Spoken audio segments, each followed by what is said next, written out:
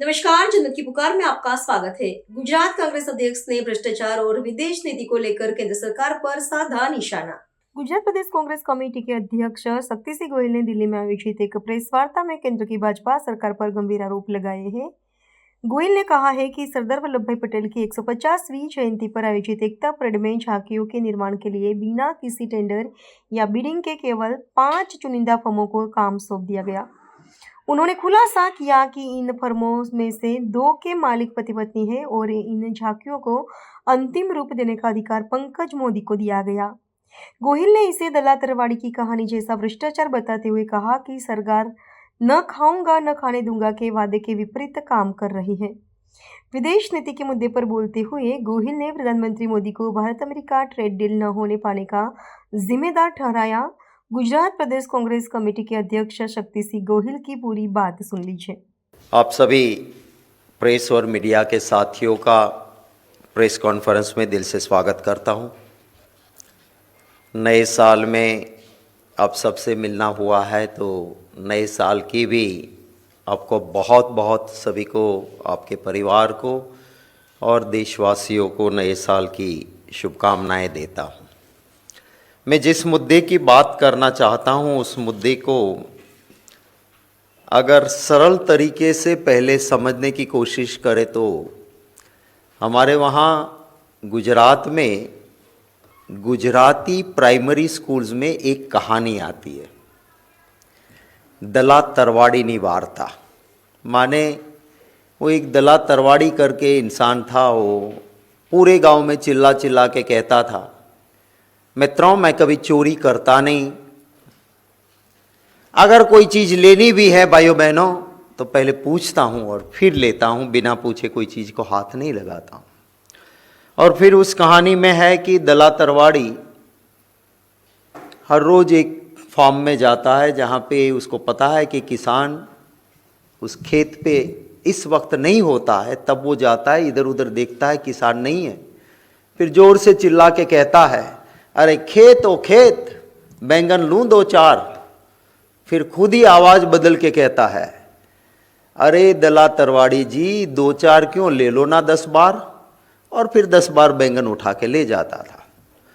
बस उसी तरह से भाजपा में भ्रष्टाचार होता है और कहते ये है कि मैं खाता नहीं, खाने देता नहीं, पर करोड़ों से कम ये खाते नहीं। सच बोलने वाला चाहे मीडिया का आदमी हो या प्रेस का हो या कोई भी हो आम सिटीजन, उसे चैन की रोटी खाने देते नहीं है। मैं जिस मुद्दे की आपसे आज बात करना चाहता हूँ उसमें सरदार वल्लभ भाई पटेल गुजरात कांग्रेस कमेटी के सबसे पहले अध्यक्ष रहे, सबसे लंबे अरसे तक, माने 25 साल तक कांग्रेस पार्टी के गुजरात के वो अध्यक्ष रहे और जीवन पर्यंत वो कांग्रेसी रहे। आरएसएस को बैन किया। वो सरदार वल्लभ भाई पटेल जब अहमदाबाद म्यूनिसिपैलिटी के प्रेसिडेंट बने थे तब उन्होंने कहा था कि जनता की ट्रेजरी का एक भी रुपया खर्च करना है तो जिस चीज के लिए कर रहे हो वो सर्वोत्तम माने सुपर बेस्ट होनी चाहिए और जो खर्च हो रहा है उसकी पूरी कोशिश करो कि वो काम सस्ते में सस्ता कैसे हो सकता है। अब ऐसे सिद्धांत देने वाले सरदार वल्लभ भाई पटेल के नाम पे भ्रष्टाचार। 150वीं जन्म जयंती सरदार साहब की सबको पता था 150वीं जन्म जयंती कब आ रही है। प्रोग्राम पहले से प्लान हुए थे। वहां पे गुजरात में एकता परेड रखने का भारत सरकार ने डिसीजन लिया। बहुत पहले एडवर्टाइजमेंट हुई, पर क्योंकि ये भ्रष्टाचार जो मैं आपको कहता हूं ना कि वो किस तरह से करते हैं, ये होम डिपार्टमेंट 31 अक्टूबर को एक सर्कुलर निकालता है। क्या सर्कुलर है कि एकता परेड में जो भी टैब्लो बनाना है वो टैब्लो आप सिर्फ ये 5 फॉर्म से ही बना सकते हो। नो टेंडर प्रोसीजर, पारदर्शिता नहीं, बीडिंग प्रोसेस नहीं, लोएस्ट वन आए उसको देना है नहीं। इन्होंने 5 फॉर्म्स अपने आप पिक कर ली और ये सर्कुलर निकाल दिया सभी को कि आप सिर्फ इन 5 से Messrs Live Fixal Technologies, Messrs Siddheshwara Kanuga, Messrs Visha Kanuga, Messrs Sushant Khedkar, Messrs Smart Graph Art Advertising, ये 5 के अलावा किसी से आप टैब्लो नहीं बना सकते हो और टेंडर प्रोसीजर की जरूरत नहीं है। ये 5 को कैसे सिलेक्ट किए, इसके लिए कोई ना टेंडर इनवाइट किए गए ना किसी से बीड मंगवाया गया, ऐसे 5 नाम। और ऐसा क्यों करते हैं, तो कह रहे हैं अपने सर्कुलर में कि ऐसा इसलिए करना पड़ता है कंसिडरिंग दी पॉसिटी ऑफ टाइम, माने हमारे पास वक्त नहीं है, जल्दबाजी है, इसलिए टेंडर की जरूरत नहीं है। अब आप समझिए कि कोई नेचुरल कैलिमिटी आ गई, कोई भूकंप आ गया, कोई आपदा आ गई, हम समझ सकते कि अब टाइम नहीं है, जल्दी मंगवा लो आप जिससे मिलता है। पर ऐसा तो नहीं था। सरदार साहब की जन्म जयंती तो सबको पता थी, कोई जल्दबाजी की जरूरत नहीं थी। और ये 5 नाम भी है ना, वो असल में 5 नहीं है, एक ही शतरंज के चट्टे बट्टे हैं। आपको ताजुब होगा, ये जो नंबर 2 पे है मैसर सिद्धेश्वरा कानूगा और 3 नंबर पे है मैसर्स विशा कानूगा, ये दोनों पति और पत्नी है, इनकी 2 फॉर्म हो गई, हस्बैंड एंड वाइफ। तो ये 5 जो है, आप थोड़ा इन्वेस्टिगेटिव जर्नलिज्म करोगे तो ये 5 के 5 एक ही शतरंज के चट्टे बट्टे। और जो भी टेब्लोज बने वो सारे इन्हीं से बनवाना था, इन्हीं से बना, नो टेंडर, पैसे दो, वो कहे वो दो। तो ये इससे आगे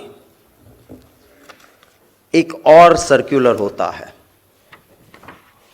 29 अक्टूबर को, वो भी होम डिपार्टमेंट करता है। और होम डिपार्टमेंट कहता है कि ये 5 का जो काम होगा ना, उसके लिए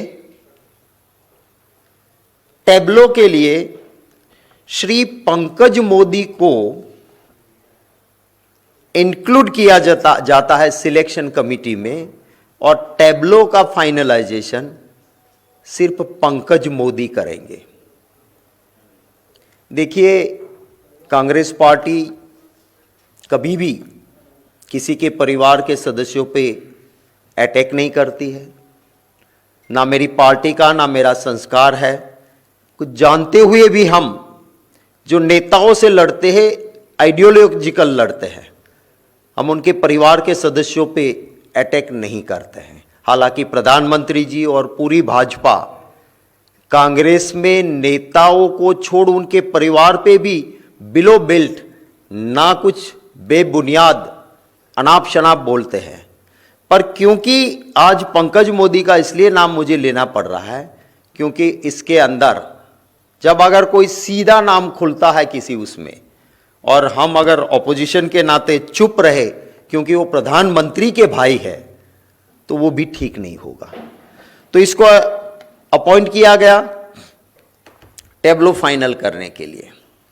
प्रतिदिन उनको 10,000 रुपया दिया जाना है, ये सर्कुलर कहता है।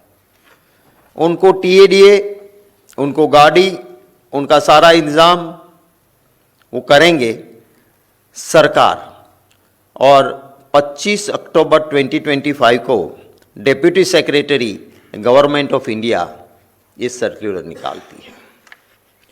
मुझे आपको कहना होगा, हाँ, अगर कोई परिवार का भी, किसी नेता का, अगर प्रधानमंत्री के परिवार का भी कोई एक्सपर्ट है और उसकी कोई ज़रूरत पड़े उसको काम दे, उससे कोई प्रॉब्लम नहीं हो सकती है।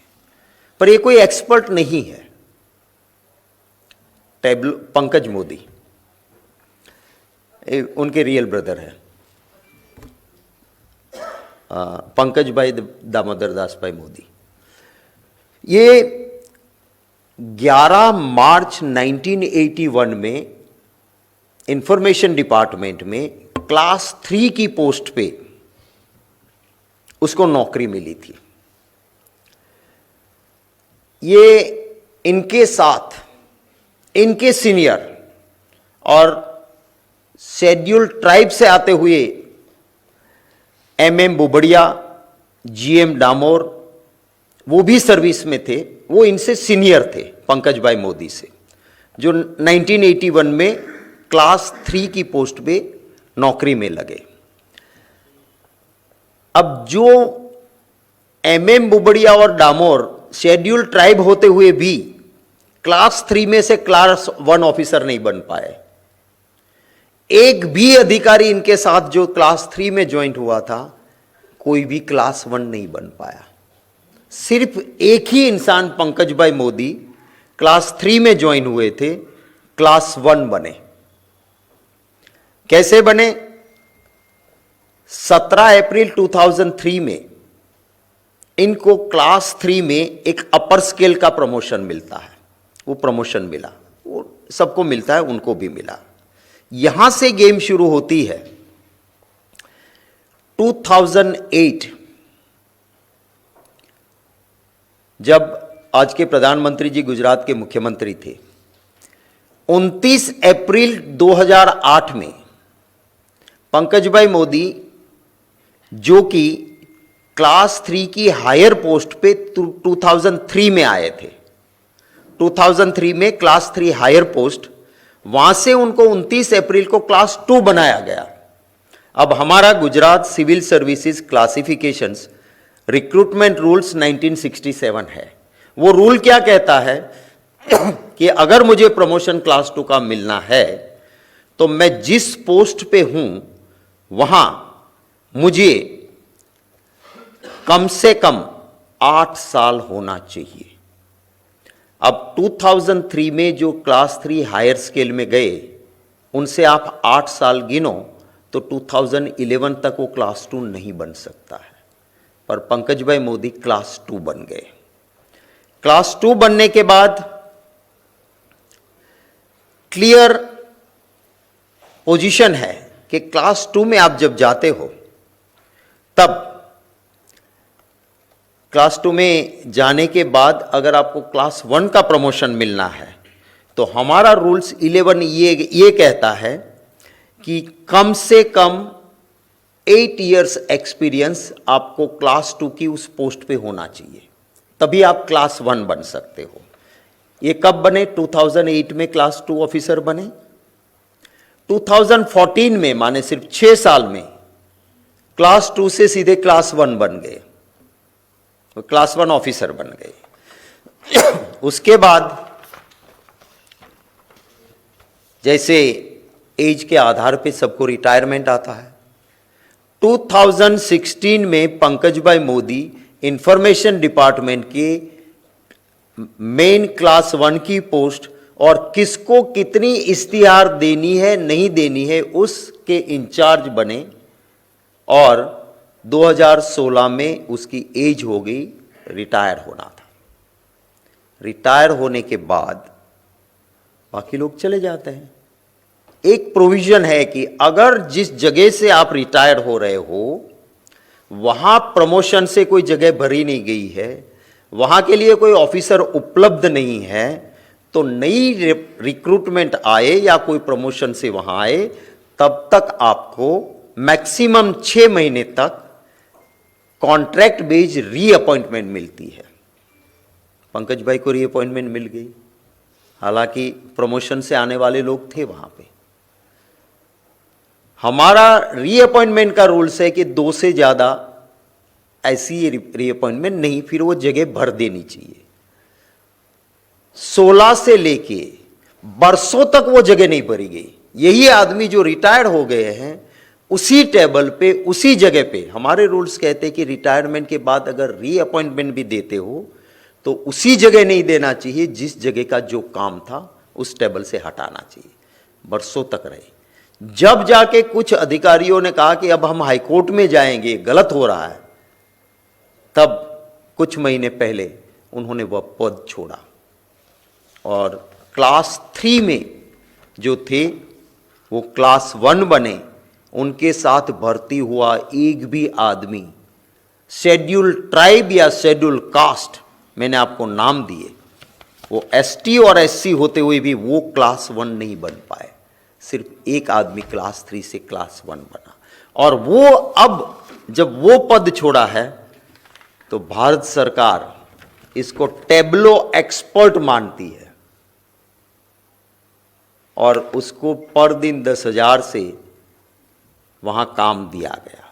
ये 5 फर्म जो चुने गए, ये 5 कंपनीज को ही टेब्लो का ऑर्डर देना था। ये 5 के मेरे सवाल अब ये है कि ये 5 पार्टीज आपने चयन की तो उसके आधार क्या थे? आपने कैसे 5 पकड़े? ऐसा काम करने वाले देश में बहुत सारे लोग थे। दूसरा मेरा सवाल है कि आपने ये सारा गफला करने के लिए वर्ड यूज किया है पैसिटी ऑफ टाइम, माने हमारे पास वक्त की पाबंदी थी तो हम टेंडर नहीं मंगवा रहे हैं और सीधा ये 5 नाम तय करते हैं। तो मेरा ये सवाल है कि पैसिटी ऑफ टाइम कैसे हो सकता है? क्योंकि ये पॉसिटी ऑफ टाइम तब आता है जब कोई नेचुरल कैलिमिटी, सरदार साहब की जन्म जयंती 150वीं जन्म जयंती सबको पता है, 1 साल से प्लानिंग चल रही थी, तो 1 साल में आप टेंडर नहीं मंगवा सकते थे। तीसरा मेरा सवाल है कि इसमें से एक तो पति पत्नी है, तो आपको फेयर डीलिंग करना था तो 5 चयन किए, उसमें से पति और पत्नी क्यों चयन किया? मेरा चौथा सवाल है कि देश में टेब्लो के लिए डिजाइन, जानकारी, एक्सपर्ट सारे लोग होते हुए भी एक इंसान जो क्लास 3 में भर्ती हुए थे और इंफॉर्मेशन डिपार्टमेंट के सरकारी नौकर रहे, उसको आपने अथॉरिटी कैसे बना दिया कि वो टेब्लो के लिए फाइनल अथॉरिटी बनेंगे और 10,000 रुपया पर डे उनको दिया जाएगा? तो ये मेरे कुछ सवाल थे। अब मैंने पहले ही कहा आपको कि हम जनरली कांग्रेस या मेरा एक कल्चर, हमारा स्वभाव नहीं मेरी पार्टी का कि हम किसी नेता के परिवार के सदस्य के ऊपर अटैक करें, किंतु ये सारी चीज़ें जब हमारे सामने आई है तो उस वक्त पे एक जिम्मेवार ऑपोजिशन के नाते, हाँ उनके काफ़ी और नेताओं के, इनके भी परिवार के दूसरे लोगों के लिए डिटेल्स है हमारे पास, पर हमारा नेचर नहीं है, हमारा ये संस्कार नहीं है करे, पर पब्लिक इंटरेस्ट में ये चीज़ ज़रूरी लगी। और ख़ास करके सरदार वल्लभ भाई पटेल इस देश का बहुत ही महत्तम, लोगों के दिलों में रहे वाला नेता, इस देश का गौरव, सरदार साहब जिन्होंने ट्रांसपेरेंसी और करप्शन के लिए इतना एक बेहतरीन अपना इमेज बनाया कि महात्मा गांधी जी ने भी कहा था कि कोई भी सरदार के हाथ से निकले हुए काम में भ्रष्टाचार की कहीं दूर तक छोटी सी भी चूं या चा नहीं हो सकती है। ऐसे सरदार साहब की जन्म जयंती के टेब्लो में इतना बड़ा जब घपला हुआ है तो वो बात मैंने आपके सामने रखी है। ये सरदार वल्लभ भाई पटेल का भी, उनके सिद्धांतों का, उनकी भावनाओं का भी उनके नाम पे जो अपमान हुआ है, इसके लिए सरकार देश की माफ़ी मांगे, ये मेरी मांग है। आपके कोई सवाल होंगे तो उनका स्वागत रहेगा। यस, टोटल सवाल आ जाएंगे इसमें। गोयल साहब नमस्कार, नए साल की नमस्कार। शुभकामनाएं। मेरा सवाल ये है कि प्रधानमंत्री का गुजरात जाने का कार्यक्रम है और वो दौरा तय हुआ है। जी प्रधानमंत्री का गुजरात जाने का कार्यक्रम है और उससे पहले आपने बड़े आरोप लगाए हैं। क्या प्रधानमंत्री जब दौरा करेंगे तो आप मांग करेंगे कि ये सवालों के जवाब मिले जो आप उठा रहे हैं? बिल्कुल, और इसीलिए इस प्लेटफॉर्म से हम सवाल उठा रहे हैं कि ज़रूर इनका वो खुलासा करें, जवाब दे कि टेंडर की प्रोसीजर क्यों नहीं हुई। आप जानते हो कि यूपीए गवर्नमेंट में टेंडर प्रोसीजर हुई थी पर टाइम पूरा टेंडर का नहीं दिया है करके बीजेपी ने स्पेक्ट्रम के अंदर बहुत दिनों तक पार्लियामेंट नहीं चलने दी, बहुत हंगामा किया। आखिर में सुप्रीम कोर्ट ने भी माना कि इसमें कोई गड़बड़ नहीं थी। जब इतना ऑपोजिशन में थे तब चिल्लाते थे, तो आज सरकार में होते हुए क्यों हो रहा है, ये ज़रूर इसके जवाब वो वहाँ पे दें, ये ज़रूर मैं मांग करूँगा। गुजरात में आज ही कल बड़ौदा के 5 बीजेपी के एमएलए ने एक लेटर लिखा है चीफ मिनिस्टर को कि जिस तरह से वहाँ पे लोकतंत्र का गला घोंटा जा रहा है, एमएलएज की भी बात नहीं सुनी जा रही है, भ्रष्टाचार है, काम हो नहीं रहे हैं, उनका भी मोदी जी जवाब दें। गांधीनगर जो कि गुजरात का कैपिटल है, राजधानी है, गृह मंत्री अमित शाह जी का मत क्षेत्र है, वहाँ पे एक प्लान्ड सिटी है जहाँ आज तक कभी ऐसा नहीं हुआ। वहाँ जहरीला पानी पीने से, टाइफाइड से बहुत सारे लोग परेशानी झेल रहे हैं। अगर कैपिटल में ये स्थिति है, शुद्ध पानी पीने का नहीं है, आप समझ सकते हो कि गुजरात के और जगह पे क्या हालत होंगे। तो इसका भी जवाब दें। जब प्रधानमंत्री जी आ रहे हैं, उनका स्वागत है, ज़रूर महादेव उनको ये शक्ति दें कि सच्चाई का वो सामना करें और इन सवालों का जवाब दें। किसान परेशान है, वहाँ पे फिक्स पे से लोग, युवाओं का शोषण हो रहा है। वहाँ पे पशुपालक है, क्योंकि जो बारिश इस बार दीपावली के आसपास हुई, फॉडर माने कि ग्रास पशुओं के लिए बिल्कुल नहीं है। प्रधानमंत्री जी जवाब दें उनके, और मेरे इन सवालों का जवाब दें, ये मैं उम्मीद करता हूँ। गोयल जिस बात का आपने जिक्र कर दिया, 5 विधायकों के बारे में आपने बोला है, उन विधायकों ने अपने पत्र में लिखा है कि हमारे काम होते नहीं, सुनी जाती नहीं है और अधिकारी मुख्यमंत्री को गुलाबी तस्वीर दिखलाते हैं। बिल्कुल, और ये कोई ऑपोजिशन का लेटर नहीं है, ये विधायक है भारतीय जनता पार्टी के, जिन्होंने ये लिखा है, जिनकी अंतरात्मा जागी है।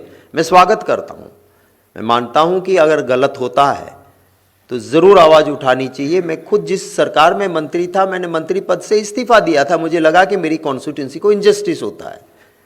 तो आज लोकतंत्र में ये ज़रूरी होता है, तो ये उन्होंने मुद्दा उठाया है, तो ज़रूर इनका जवाब देना चाहिए प्रधानमंत्री जी को। और उन्होंने बिल्कुल, आप सही कह रहे हो, लिखा है कि अधिकारी वीडियो कॉन्फ्रेंसिस में रोज़ी पिक्चर दिखाते हैं, आपको बहुत अच्छा ही दिखा देते हैं, पर ज़मीनी हकीकत उससे बिल्कुल उल्टी है। गोयल साहब, ये जो आपने जो तमाम ये चीज़ें पेश की और जो कहा कि हाँ, इस पर 4 सवाल आपकी तरफ से कहे गए हैं, क्या ये सवालों के जवाब ही काफ़ी है या फिर कांग्रेस पार्टी इस पूरे मामले को लेकर किसी जांच की मांग करती है? क्या कुछ कहना चाहेंगे आप? देखिए, ये तो राम के नाम पे वोट लेने वाले लोग हैं। सीता माता जी तो सती थी, उनको किसी परीक्षा की ज़रूरत नहीं थी, पर भगवान राम ने कहा कि शासक शक से परे होना चाहिए, और इसीलिए सीता माता जी को अग्नि परीक्षा देने के लिए रोका नहीं, और उन्होंने अग्नि परीक्षा माता जी ने दी। तो अगर राम के नाम पे वोट लेते हैं तो ये परीक्षा दें, जॉइंट पार्लियामेंट्री कमेटी कर दें, और ये क्यों हुआ था और कैसे हुआ है, दूध का दूध और पानी का पानी हो जाएगा।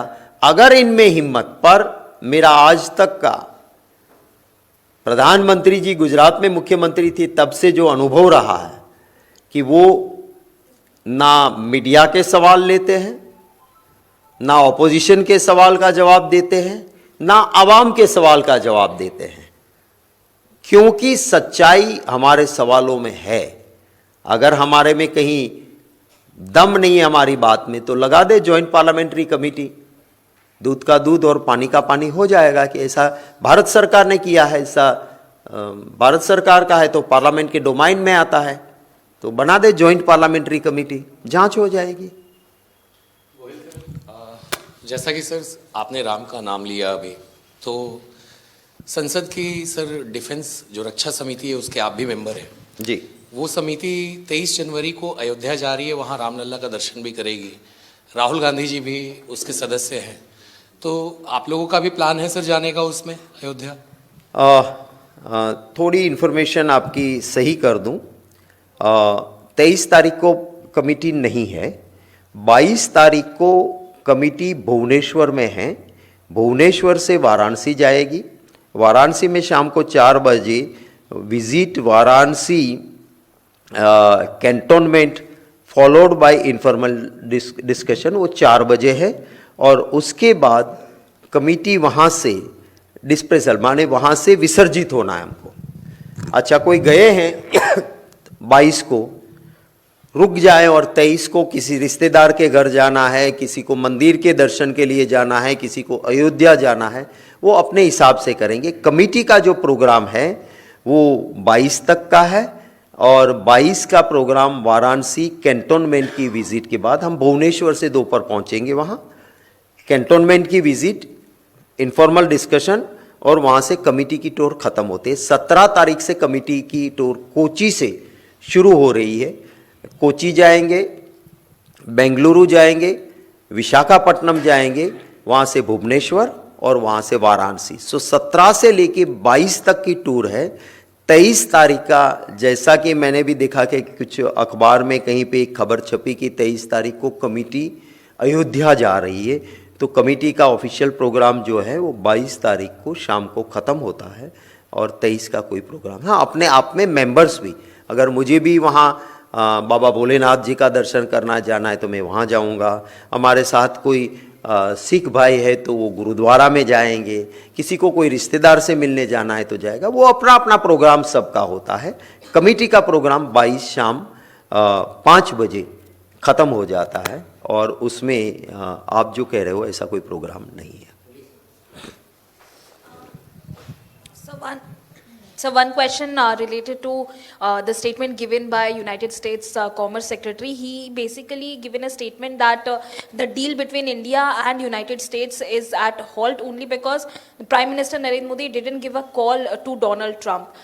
Jairam Ramesh has also tweeted about it, the way in which Congress is repeatedly asking questions about the foreign policy. How do you see this latest statement coming in from the US? Jairam Ramesh ji is our General Secretary and head of the media department. So when he has tweeted and he has given the opinion, thereafter I don't think there is anything left for me to comment on it. If you want some further information about it, the best way is to speak to Jairam Ramesh ji, and he may be able to answer your question, and he will give you further details also, whatever is needed. अगर आपने हमारा अभी तक channel subscribe नहीं किया है तो कृपया चैनल सब्सक्राइब कर लें, लाइक करें, शेयर करें, कमेंट करें। तो मिलते हैं फिर किसी और खबरों के साथ। नमस्कार।